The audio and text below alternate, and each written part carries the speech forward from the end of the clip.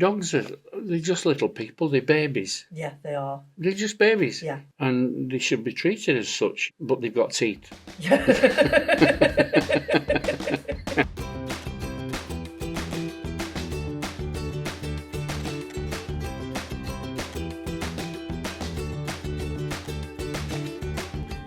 Hello and welcome, Wild. We're here at Wags Doggy Daycare and we've decided to do a bit of a podcast. My name's Rachel. I'm the manager of Wags Doggy Daycare, School of Excellence. And with me today, I have the founder, Colin Owen. Hello, Colin. Hi, Rachel. My name's Colin Owen, and yes, I am the founder of Wags Doggy Daycare. We started Wags Doggy Daycare 14 years ago, roughly, and it's gone on and on and on and become bigger and bigger and bigger. And we're really proud of it.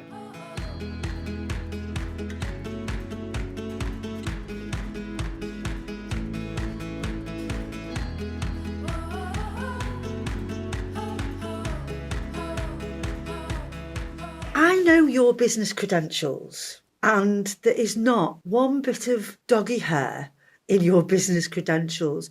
So what on earth possessed you to open a doggy daycare? Maybe around that time, 15 years ago, my daughter, my eldest daughter, who's a massive animal lover, she wanted to open a doggy daycare. And at the time I remember thinking, this is going to be crazy. Nobody's even going to know what we're talking about, because it virtually didn't exist at that point. Obviously, there were one or two other people, that came into the business at the same time, but, they must have had the same problems, thinking, how are we going to sell this? Because how do you market something like doggy daycare when nobody knows anything about it? So, and I truly didn't want to do it, but of course, my daughter being persistent, as daughters are, I gave in and we gave it our best shot.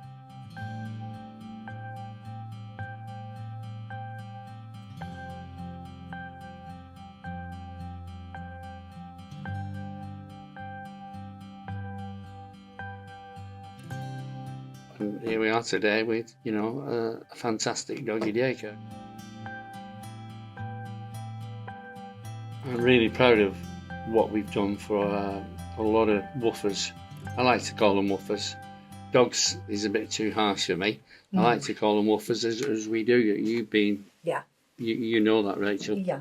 I know that you've had dogs in the past through growing up and what have you. I'm intrigued to find out that you actually had a poodle. Yeah, that's right. Yeah, I loved him to bits, like people do love the dogs. I mean, his name was Charlie, and we had him from a puppy. We got him from a breeder in North Wales.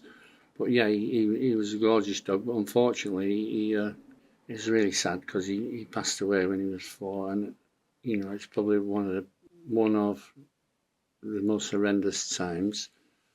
So I don't often talk about Charlie, but No, that's the trouble with these little fairy creatures. They get into your heart and they become such a central part of your family, and your whole life revolves around your woofer. You see, that's what essentially, and I can't stress this enough, is essentially what Wags is about. Because everything that Wags is built on, and I know businesses are businesses, that's all I've ever done in all my life, business, but Wags is not built as a business as such, it's built as a family, so that and this is not trying to sell anything to anybody, it's absolutely true, and anybody who's ever been to Wags will verify this. We absolutely adore the dogs that come here.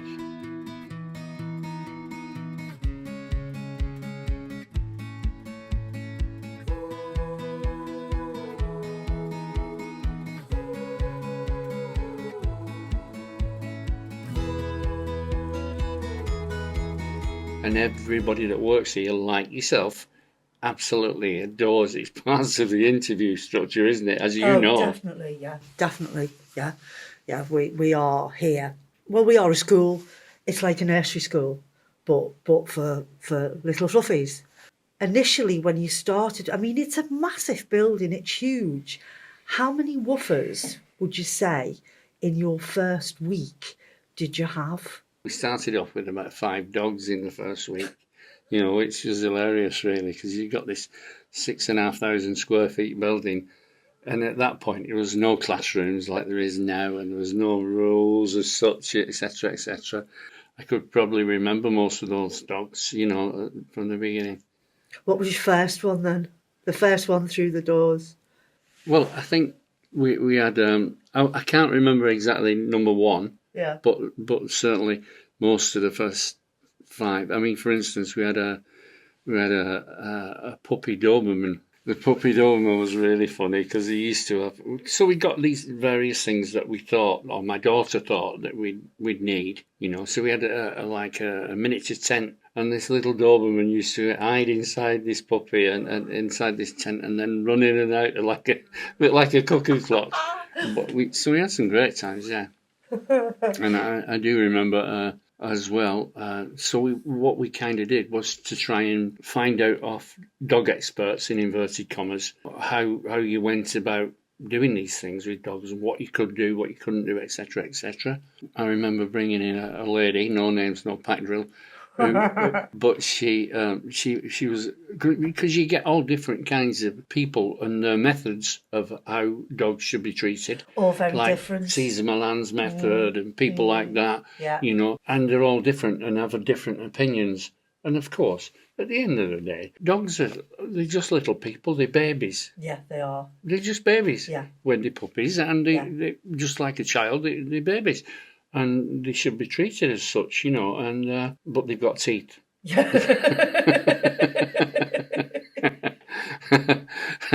And if they don't like what you're saying, they might nip you. But back to those days, and I remember this lady coming in, and we had a problem with a Springer Spaniel called Jake, and it was black and white. And we had one of these tunnels that dogs run up and down. She came in and she said to me, "Now, what's your problem you're having with this dog?" I said, "Well, he won't sit when you tell him to, or come when you want him to." So she said, because his owner had said to us, "Is there anything you can do about this?" So we told her this, and she said, "Right." And she was a disciplinarian, a real disciplinarian. So she said, "Right, leave him to me." So bear in mind, this tunnel is very much involved in this story. So she went up to Jake and she threw her car keys on the floor, and Jake sat down and he looked at her in her eyes, and he picked up the keys and he ran up the tunnel and dropped the keys in the middle of the tunnel and came back and sat and looked at her. And it was really almost like, what are you going to do now? Go get your keys, girl. It was so embarrassing, really, Yeah. I mean, they are embarrassing. They are embarrassing. They do some crazy things. Yeah. I mean, they all have different traits as well, don't they? Yeah. Our method here at Wags, and this is, again, it's absolutely true, and everybody can back this up, is, because we have it as a family, we even have Father Christmas at Christmas time.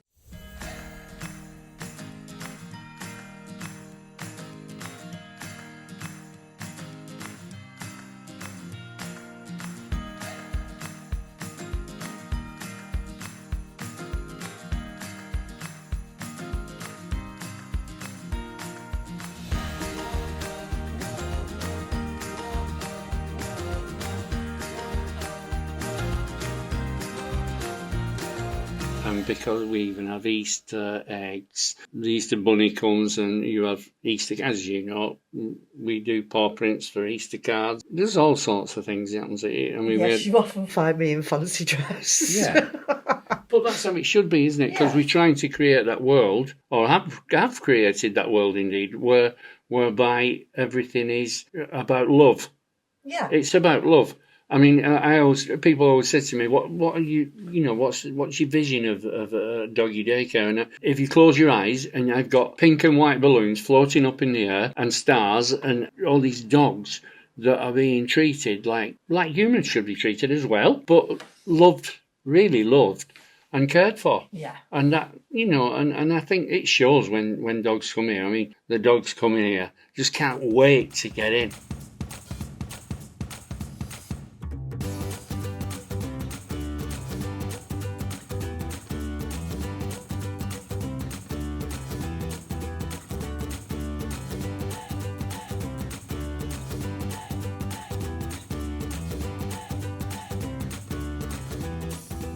They can't wait to Yeah. get here because there's so much going on, isn't there? As you know. Yeah. It's lovely to see a woofer come in that is really nervous because it is like their first day at school. They've no idea what's going on.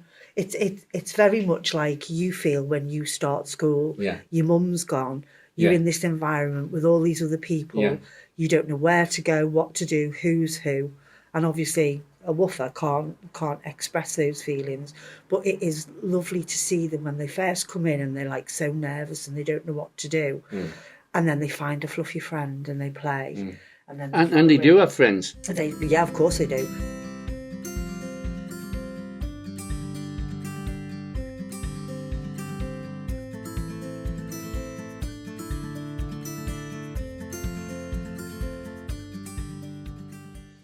And then following on from that, the next visit, they've grown again and they've found more friends. And then before you know it, they're in there, they're in the thick of it and they love it and they get to know exactly what we do, you know, where to go. Because the majority of the time we open that gate and they just bomb it to the back door to meet their friends and their teacher. Yeah, I mean, and it's just lovely to see their confidence grow and become a proper woofer. Yeah.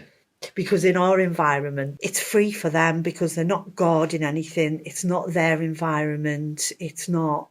It's just a place to play. Yeah, not only to play, but to learn as well. Yeah, I mean, the development. I mean, this sounds like I don't know, but it's true. They develop. Yeah. It's something that's incredible, really. As I jumped in before and said, they do have their own friends. It's astonishing how much you actually do learn about dogs. Whether you like it or not, when you're in this environment and you see 40, 50 dogs a day split into different classrooms, and then the guys who are brilliant. They are brilliant. They are fabulous. Yeah. Working with them. Yeah. You know, when you watch it happen and you see the dogs develop. I mean, the dog comes in and it's first day, as you say. Even the parents are frightened. I've seen grown ladies walk away from here in tears. Yeah. You have as well. Yeah, yeah, definitely. Yeah. Waiting for that anxious phone call in the middle of the afternoon. Yeah. How's she doing? How's he doing? That's right. Yeah. And it's as you say, it's a school, and that's what it is. It's a school. But to see the development, and I said to my daughter, you know, what do you think Wags is achieving? And she said, you wouldn't realise what you have done for so many dogs. And parents. Well, I suppose families, really. Families, But families, they're included in all this anyway, aren't they? Because even from the moment of dropping the dog off in the morning, you get instructions, don't you? Oh, yeah, we do. You know, Stanley's got a sore toe. Or... I'll never forget the phone call that you received to say that one woofer wouldn't be coming into school. I'm not going to mention any names. One woofer couldn't come into school because it hurt his ear. He had earache over the weekend, and it was like it was so funny. Yeah. He had earache over the weekend. He won't be coming to school. Well, that's like a note. Yeah. He can't be absent today. He can't be off today. Your elder daughter, she went and did a lot of research, didn't she, into behaviours. My daughter, whose idea it was first, she did oodles amount of research and passed lots of exams so that we could, you know, begin to know what we were doing. Yeah. But that's, I would term it, begin to know what we were doing. Yeah. You know, and that's really important because it takes such a vast amount of knowledge to be able to do what we do today. Yeah, especially that's passed on. Yeah, especially with like the energy levels, because obviously, and I mean, it's the same in school, isn't it? You know, the kids have their playtime, and then they have like an art lesson to bring them down, and then they'll have this and they'll have that. Yeah, so that's exactly what you've achieved with woofers in this school environment. Yeah, and so much so that now, not only, I mean, for the last, 18 months, that's allowed us to show the outside world by camera, because we have cameras all around, around in every corner now, don't we? Yeah. That we sometimes it's embarrassing, of course, because dogs do what dogs do. I remember the first one. So obviously when we got all the cameras set up and we gave all the parents the logging in details to watch, and I was like eagerly waiting for the feedback off customers. And one lady came in, she went, I just feel so ashamed. So, what's the matter? She said, Lola, she weed. She weed. She just walked up to a scent mat and weed on it. And then somebody else was humping somebody else. Yes. And there was a lurid sex act going on in the background. Yeah, you do. That happens, doesn't it? It does. Yeah, it does happen. It does. But yeah, to be caught on camera the first time, oh, it was hilarious. Yeah, you do get those moments that are like, they're just gold, aren't they? They're golden moments, you know. But the point is, it's taken us all those years to get into to be able to open ourselves, Yeah, you know, to anything really. yeah, completely transparent. Yeah. Yeah. So again, going back to the early years, Yeah. you did have one guy. What did you used to call him? Oh, Stephen. Yeah. You talking about Stephen? Yeah. Yeah. We had a guy here called Stephen, because when you start to put woofers all together, these kiddies have got these puppies. Kiddies, they've got teeth. Yeah. So Stephen, as the teacher, used to get nipped quite regularly, and we used to call him the sieve, because we had a box of plasters that were like Mount Everest that Stephen used to come and take and say, "Need another plaster?" Oh no. You know, because, until it all obviously settled down. But yeah. Once you got you, then you That was found funny for your everybody energy. except Stephen. Except Stephen, it's scarred for life. Yeah. But then that goes back to finding the energy levels. Yeah. So is that when you decided to do the classrooms? Because Yeah, that's right. We are separated now into classrooms. Right, yeah. That became clear that we needed some form of separation, especially in such a vast-sized building, because you couldn't reach from one end to the other. Yeah. So we started to segregate it into classrooms, and then that became obvious that in those classrooms you could start to do different things with different groups. Yeah. Because at first people thought that, you know, big dogs went with big dogs and little dogs went with little dogs. No. But that's not how it works. No. Woofers don't behave like that, do they? No, they don't. They, you know, I mean, I remember, again, going back to the early days, we had a Great Dane in those days called Ruby, and her best friend was a little Yorkshire Terrier, you know. Oh, so cute. Only about 8 inches, you know, in height. You know, there's pictures still of those two stood at the door looking out, you know, together. And they were friends. And going back to that point as well on the woofers about friends, they actually, when they come in the morning, and you'll be able to verify this, they actually sniff the leads to see if their friends are in. Yeah. Don't they? Yeah. Before they go out to the classroom. Yeah. They actually do that, don't they? Yeah, they do. They sniff the leads to see who's in. Yeah. But yeah, they have friends, don't they? Yeah, they do have friends. And they're not necessarily the same. They don't necessarily, because we have sleep time as well. Mm. I mean, we must tell everybody that as well. Yeah, well, we have sleep time. That became, we're talking about energy levels, that became pretty obvious that once they'd gone bananas, if you like, and wasted some energy and did whatever we did with energy, so we needed things to get rid of the energy, like the seesaws and the trampoline and things like that, you know, for activities. And then it became obvious that we needed to control the energy level. You know, we had this idea that we used classical music.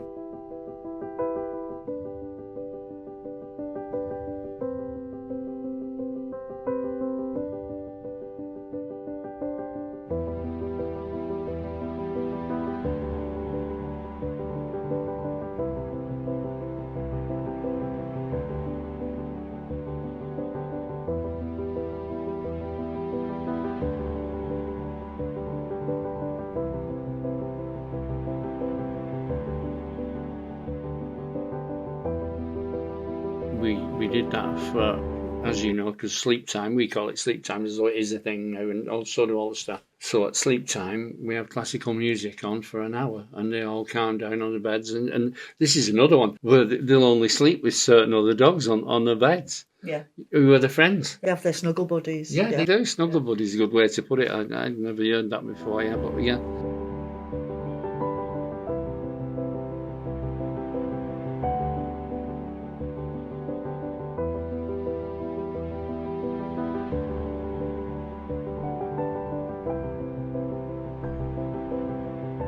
That's something special, that when you've got that many woofers, when you've got like Yeah. 50 odd woofers, Yeah. and it just goes quiet. Yeah. The energy level goes Yeah, right down. and the energy level Staff goes right sit down. Yeah, A lot of stroking going on. yeah.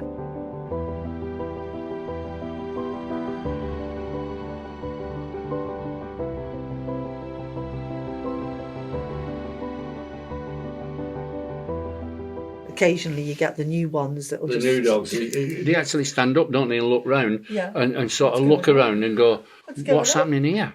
What's going on here? And then you'll get another one of the older ones, go up to it and tell it what's going on. Yeah, but then you get some of them that just totally don't get the memo. Oh, and- yeah. You've got two little friends, like two. I mean, you get some funny things, don't you? Like Yeah. two little cockapoos who don't want sleep time. No, but they play in silence. It's Yeah, weird. and they go quiet and play in silence in the corner, don't they? As though we're not having any of this, but let's go in this corner and just play and like roll about in a ball. Yeah. Yeah, it's funny. Yeah. You can't tell one from the other. It's No, just that's like a right. massive It's like hair. a ball, yeah, It just rolls around. Yeah. It's And they don't make a noise. Yeah, that's right. so funny.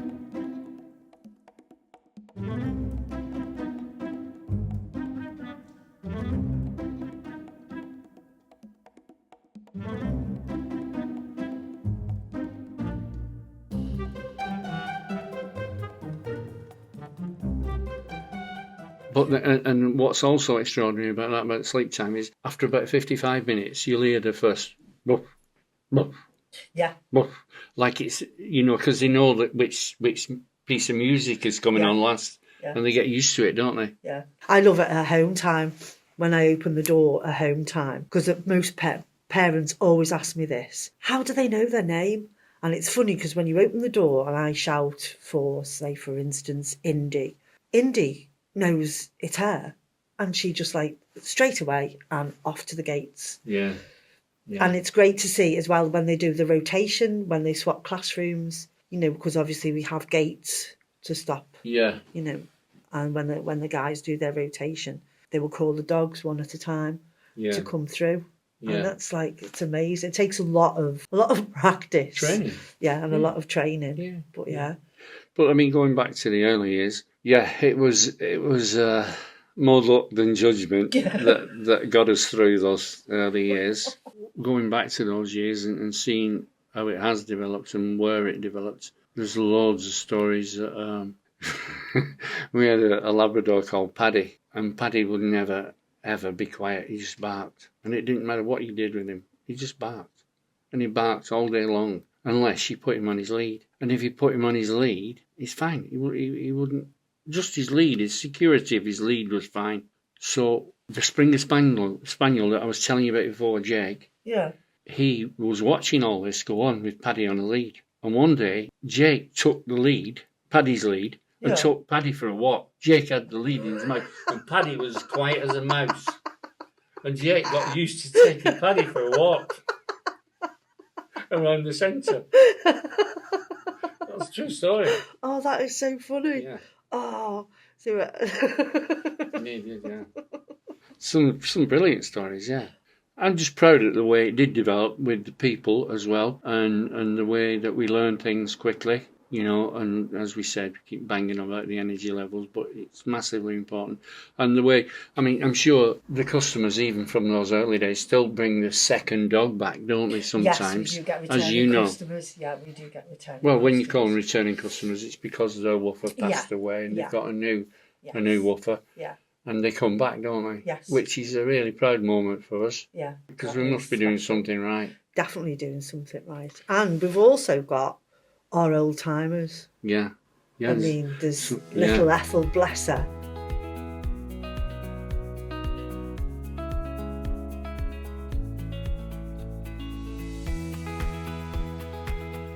Yeah, Ethel is a good example, isn't she? Yeah. How old is Ethel now?